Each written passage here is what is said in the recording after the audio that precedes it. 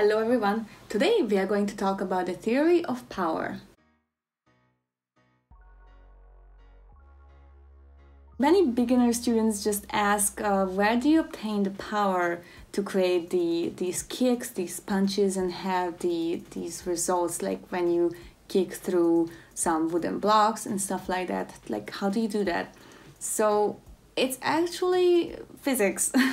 It's physics and mathematics, so it's science. So if you apply science to Taekwondo, I think you would get really good results and you would understand your body a little bit better.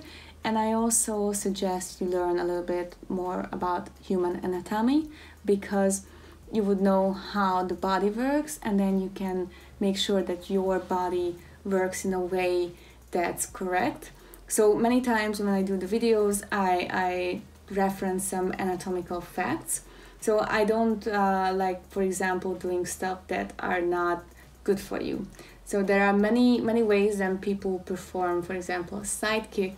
That's just not correct. There is a correct way how to perform a side kick, and if you practice it in a different way, you're not gonna be as efficient, and at the end you're gonna hurt yourself. For example, the side kick is one of the most difficult kicks, and I urge you to learn how to perform it correctly. So with the theory of power, the power is attributed to the utilization of the person's full personal potential. This meaning that an average person only uses 10, 20, maybe 30% of his or her potential. So it doesn't matter who you are, anyone, regardless of size, age, sex, or anything else, basically, you can condition yourself to use 100% of your potential.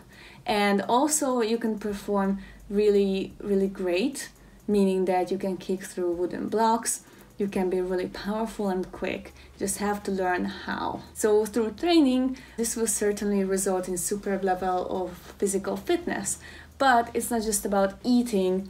It's not just about doing fitness. It's not just about being there at all the time for the classes. You have to be mentally fit as well. So it's very important that the stamina and the strength and the power and the mental health, they are all going together. When you train Taekwondo, you're not just only training your body, you're training your mind too, and hopefully it's good for your soul too. After years and years of training, you will receive high level of reaction force, strength, stretching ability, and concentration, balance, which is very important, breathing control, speed, and power.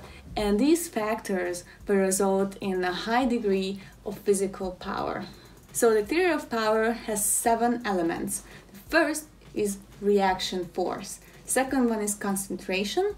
Third one is equilibrium. Fourth is breath control. Fifth is mass. Sixth is speed. And the 7th is the sine wave movement. So let's start with the reaction force. You must have learned about Newton's law by this time. So if you learned some physics, you remember that every force has an equal and opposite force. What does this mean? So for example, if a car crashes into a wall with a force of 2,000 pounds, the wall will return the force of 2,000 pounds to the car. This is can go with anything. So if you punch hard enough to, for example, a punching bag, you will get the same amount of energy back. So for example, if somebody is running towards you and they just want to punch you, but you just go away and just try to duck and then give them back their own energy, this would be like very useful thing to do. Another reaction force is your own. This meaning that a punch with the right fist is aided by pulling the back to the left fist to the hip. So when you do a punch, you don't just do a punch. This is not a punch. You have to move everything. So you have 2 hands, and you just don't just do this, because first of all, you don't defend yourself. But second of all, and you do a punch, you move your whole body. So I move my whole body, turn my fist, and also have the other hand up and keeping it close to my body. And this is sort of like a seesaw. So when, for example, when you're on a seesaw, when one goes up, the other one goes down. So this is the same thing with punches and kicks and stuff like that. The second one is concentration. So by applying the impact force onto the smallest target area, it will concentrate the force and therefore it will increase the effect. So what does it mean? For example, a water coming from a water hose is greater if the orifice is smaller. This is the same thing that my master used to say if you have a gun and you have a bullet. So if you just have a bullet and you throw it at somebody, this is just a bullet, it's not gonna cause big trouble. But if it's concentrated and it has the speed and the power in the gun and you pull the trigger, then this little bullet that by itself, it doesn't do any harm if somebody throws at you. If it's coming out from a gun, then it could have devastating effects. It's very important that you should not unleash all your strength at the beginning, but gradually. So this meaning particularly at the point of the contact with your opponent's body, the force must be so concentrated as to give a knockout blow. This is very important when you do self-defense, for example. You first have to go with a good, not even a counter-strike, but like a knockout blow. Because in self-defense, you don't know whether you would have a second chance to do something. And sparring is different, because if it's like a Taekwondo sparring match or a competition, then there are rules, so you know what to do, and you just use your power gradually, and not like the first 10 seconds you just use all your strength and you get really tired. This is to say that the shorter the time for the concentration, the greater will be the power of the blow. The utmost concentration is required in order to mobilize every single muscle in your body. And when you utilize every single muscle in your body into the smallest target area simultaneously, that's when the concentration power is going to get increased, and that's when the knockout effect will be destructive. Concentration is done in two ways. One is to concentrate every single muscle in your body, particularly the bigger muscles around the hip and the abdomen, and for example your whole shoulders and the muscles and the thigh muscles, towards the appropriate tool to use at the proper time. So you don't want to use your hands when that's not the proper tool for a punch. You have to use your kick when you have to use your kick, and use your hands when you do a punch. So you have to know which tool that you have to use at the proper time. The second way is to concentrate such mobilized muscles into the opponent's vital spot. This meaning that by the hip and the abdomen of you are jerked slightly before the hands and feet into any action. Whether it is an attack or defense, your hips and the abdomen are constantly moving.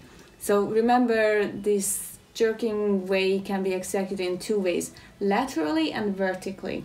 So when you use your whole torso, not just your hands and your whole arms and the legs, your whole body has to be moving. The third is equilibrium. Balance is very important in any type of athletics. In Taekwondo, it deserves a special consideration because you are doing the kicking, for example, so you have to stay balanced with one leg while you perform the kick. So by keeping your body in equilibrium, it's a well-balanced way, and the blow that you are going to perform is going to be more effective. So meaning the unbalanced person is not going to be effective, and it's easily be toppled.